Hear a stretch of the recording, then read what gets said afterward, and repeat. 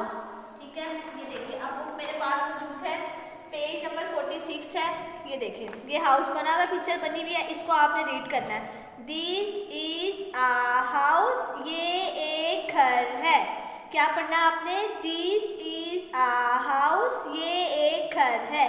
House का मतलब होता है घर, दिस का मतलब होता है ये, दिस ये, इसका मतलब होता है IS, इसका मतलब है, और आ का मतलब होता है एक। ठीक है, दिस इज अ हाउस, ये एक घर है, ये आपने याद करना है।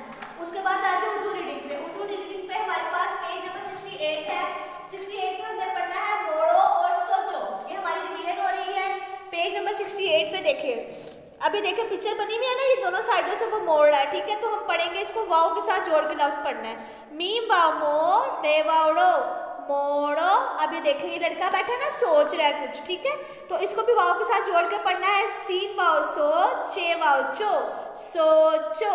मीम वाव मो रे वावड़ो मोड़ो, सीन वाव सो, चे वाव चो, सोचो, मोड़ो, सोचो।